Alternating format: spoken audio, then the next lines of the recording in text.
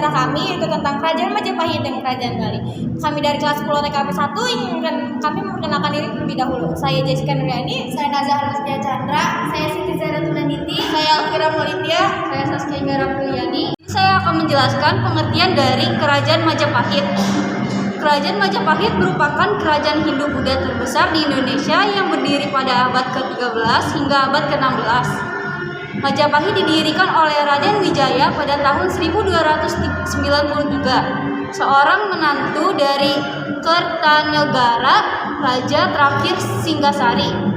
Kerajaan Majapahit mencapai masa kejayaan pada masa pemerintah Hayam Wuruk pada Pati Gajah pada tahun 1350 hingga 1389. Berikut ilustrasinya.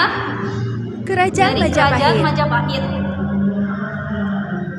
Lalu di sini saya akan bahas silsilah singkat Kerajaan Majapahit. Sejarah singkat Majapahit. Sejarah Kerajaan Majapahit tidak terlepas dari Kerajaan Singgasari. Raden Wijaya merupakan raja Kerajaan Singgasari pada tahun 1292 Masehi. Terjadi pemberontakan di Singgasari yang dilakukan oleh Jayakatwang yang menyebabkan runtuhnya Singgasari. Raden Wijaya kemudian mendiami sebuah hutan di Trowulan yang merupakan tanah sima pada masa kejayaan Singgasari. Wilayah ini kemudian dinamakan Majapahit. Lalu ada pemberontakan Majapahit. Terdiri dari pemberontakan Ranggalawe, pemberontakan Tanca, pemberontakan Sadengketa, pemberontakan Lembu Sora, pemberontakan Nambi, pemberontakan Kuti. Lalu saya akan bahas poin pertama, yaitu pemberontakan Ranggalawe. Pemberontakan Ranggalawe adalah pemberontakan yang terjadi di Kerajaan Majapahit yang diperkirakan terjadi pada 1295. Pemberontakan dipimpin oleh Ranggalawe, yaitu sahabat setia pendiri Majapahit, Raden Wijaya. Ranggalawe juga menjadi salah satu tokoh penting yang membantu membangun kerajaan. Penyebab pemberontakan Ranggalawe seperti disebutkan pada kitab Pararaton, menyebabkan pemberontakan Ranggalawe adalah karena Ranggalawe terhasut oleh adu domba Majapahit. Majapahit disebut kera mengadu domba dan menimbulkan permusuhan di antara sahabat Raden Wijaya sejak Kerajaan Majapahit berdiri. Disebutkan dalam Kidung Panji Wijayakrama dan Kidung Ranggalawe. Ia terhasut Majapahit karena tidak puas dengan jabatan yang didapatkan sebagai Adapati Tumban. Selain itu, pemberontakan juga dipicu oleh kesesalan Ranggalawe atas pengangkatan Nambi sebagai rakyat pati. Ranggalawe menganggap jabatan itu seharusnya diberikan kepada pamannya, Lembu Sora, yang berjasa lebih besar. Akan tetapi, Lembu Sora justru tidak setuju dengan Ranggalawe dan tetap mendukung Nambi sebagai pati. Ketika Ranggalawe merasa bahwa tuntutannya diabaikan, ia memilih untuk membuat kekacauan di istana dan dimanfaatkan oleh Majapahit. Jelaskan poin kedua dan ketiga, yaitu pemberontakan Tanca. Peristiwa Tanca terjadi pada Basmibuta Nampani Ratu atau 1250 Saka 1328 Masehi. Peristiwa ini dilatar belakangi oleh ketidaksukaan Gajah Mada terhadap para Dharma Putra, sekaligus pada tingkah laku Sang Prabu. Peristiwa Tanca bermula ketika Tanca melakukan pengobatan Sang Prabu, namun ketika Tanca menikam Sang Prabu dan dengan seketika Gajah Mada melakukan tindakan dengan membunuh Tanca seketika itu. Selanjutnya pemberontakan Sadengketa. Pemberontakan Sadeng dan Keta merupakan sebuah penolakan di Kerajaan Majapahit yang terjadi pada masa pemerintahan Tribuana Tunggadewi 1328 sampai 1350 Masehi. Peristiwa pemberontakan dua daerah taklukan Majapahit ini terjadi pada tahun 1331. Pemberontakan Sadeng dan Keta dilatar belakangi oleh tewasnya patih pertama kerajaan Majapahit bernama Nambi pada 1316. Pada akhirnya pemberontakan dapat dipadamkan oleh Gajah Mada yang kemudian dinobatkan sebagai Mahapati pada 1334 oleh Ratu Tribhuwana Tunggadewi. Penyebab pemberontakan Sadeng dan Keta pada 1316, Nambi yang saat itu menjabat sebagai patih kerajaan Majapahit tewas dalam sebuah serangan yang disulut oleh pejabat licik bernama Mahapati. Tragedi tersebut sekaligus menandai runtuhnya Lumajang yang berhubungan dengan Sadeng dan Keta. Pemberontakan Lembu Sora. Pemberontakan Lembu Sora terjadi pada 1300 atau 5 tahun setelah pemberontakan Ranggalawe. Pemberontakan Ranggalawe, Lembu Sora masih berpihak pada Kerajaan Majapahit, namun saat melihat keponakannya itu dibunuh secara kejam oleh Kebo Anabrang, Lembu Sora menjadi murka. Ia menyerang Kebo Anabrang hingga tewas. Lembu Sora dianggap sebagai pemberontak yang telah membunuh Kebo Anabrang. Mahapati terus menghasut penjabat istana dan menyatakan bahwa Lembu Sora patut mendapatkan hukuman mati. Namun Raden Wijaya menolak usulan itu. Alhasil Raden Wijaya menghentikan Lembu Sora dan dari jabatannya dan berencana membuang ke Tulembang.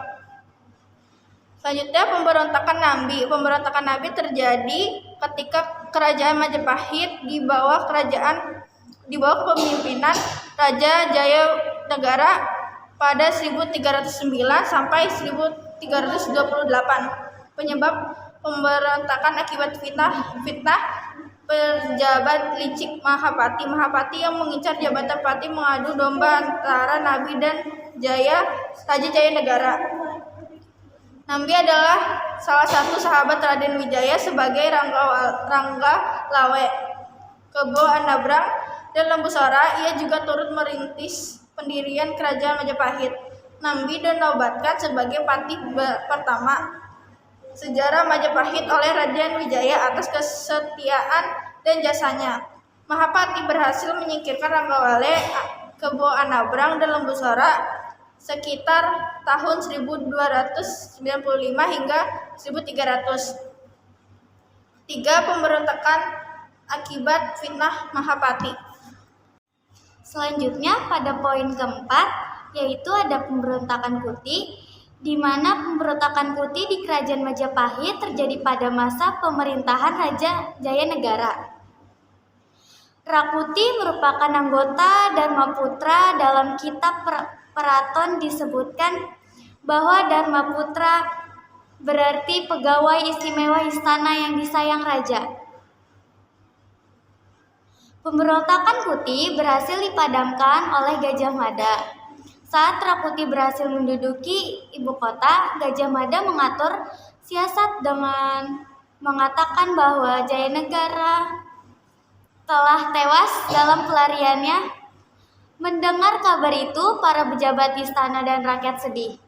Akhirnya Gajah Mada meyakini bahwa rakyat masih mencintai rajanya dan tidak menyukai tindakan kudeta. Dilakukan Rakuti, Gajah Mada pun menjelaskan bahwa Raja Jayanegara masih hidup dan meminta dukungan rakyat untuk memadamkan pemberontakan Rakuti. Pemberontakan Rakuti berhasil dipadamkan dan Raja Jayanegara menduduki tahtanya kembali. Selanjutnya ada raja-raja yang terkenal di Majapahit. Yang pertama, ada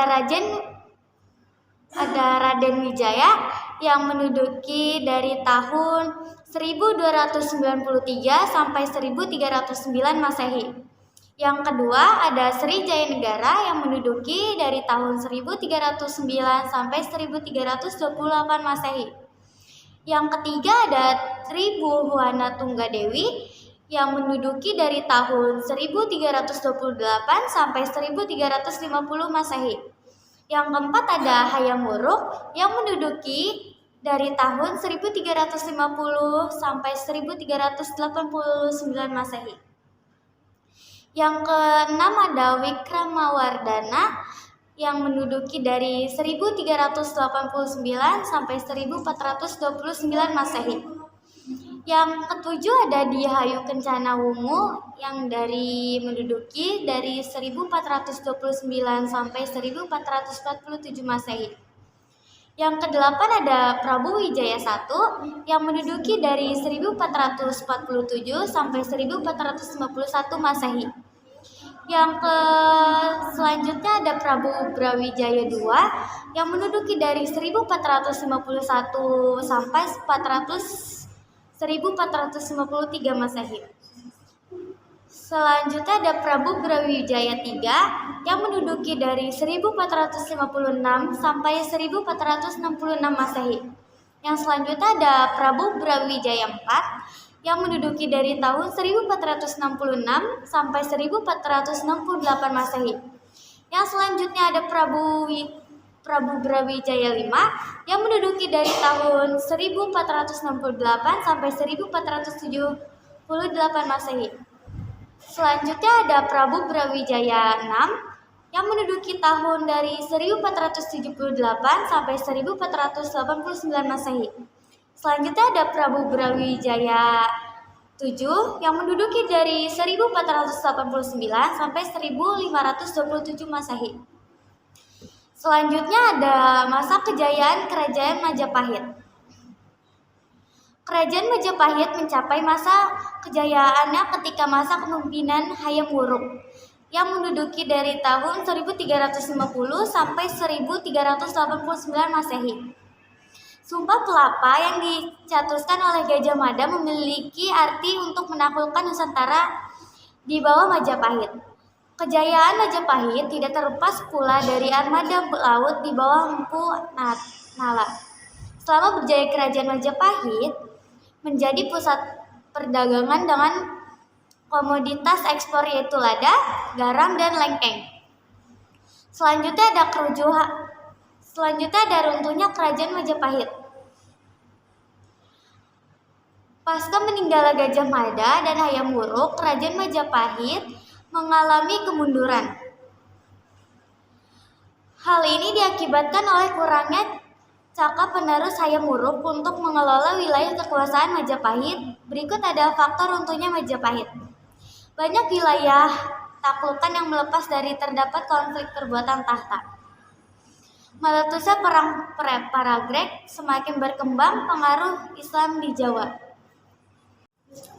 Selanjutnya, pada awal abad ke-20, Belanda telah menaklukkan Bali karena kerajaan-kerajaan kecil ini jatuh di bawah kendali mereka, baik dengan kekerasan atau dengan pertempuran, diikuti dengan ritual massal bunuh diri atau menyerah dengan damai kepada Belanda. Raja kerajaan Bali yang terkenal kebanyakan berasal dari dinasti Warmadewa. Berikut beberapa nama Raja Bali yang terkenal. Sri Kesari Warmadewa, Raja Udayana, Marakata Pangkaja, Ana Wungsu, Paduka Sri Maharaja Sri Jaya Sakti, Sri Astatura Ratna Bumi Banten.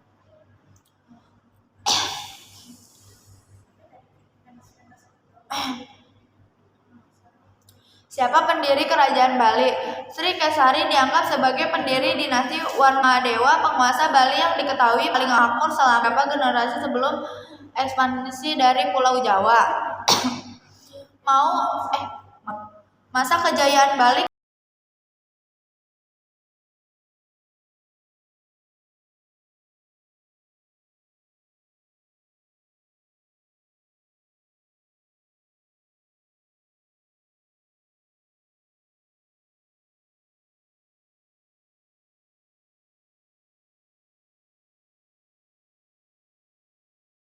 Saya ingin membacakan runtuhnya Kerajaan Bali. Runtuhnya Kerajaan Bali akibat adanya peperangan dari Pati Gajah Mada. Sebelum melakukan penyerangan, Pati Gajah Mada melakukan sisaat dengan menggunakan Kebo Iwa untuk melakukan perundingan perdamaian. Namun bukan perdamaian yang didapat. Sesampainya di Majapahit, Kebo Iwa dibunuh secara diam-diam dan disusul oleh kematian sang raja di tangan Gajah Mada. Dari situlah kekuasaan Kerajaan Bali jatuh kepada Kerajaan Gajah Mada. Beberapa jejak peninggalan dari Kerajaan Bali. Yang pertama yaitu prestasi Blanjong yang memuat pesan berbahasa Bali dan dibuat oleh Sri Keswari Warmadewa. Prestasi ini ditemukan di Sanurkau dan Pasar Selatan. Dan yang kedua ada prestasi Pangalupan yang berisi pesan tentang para penguasa kerajaan seperti Udayana, Jayapura, dan Anak Wungsu. Yang ketiga prestasi Anak Wungsu, yakni peninggalan dari Raja Anak Wungsu yang berjumlah 28 buah. Dan yang keempat selain prestasi ada Gajah Mada. Yang kelima Putra Gunung Penulisan, dan yang keenam Putra Gunung Kawi. Sekian presentasi dari kami. Itu penutupannya. Sekian presentasi dari kami. Kurang lebihnya mohon maaf. Wassalamualaikum warahmatullahi wabarakatuh.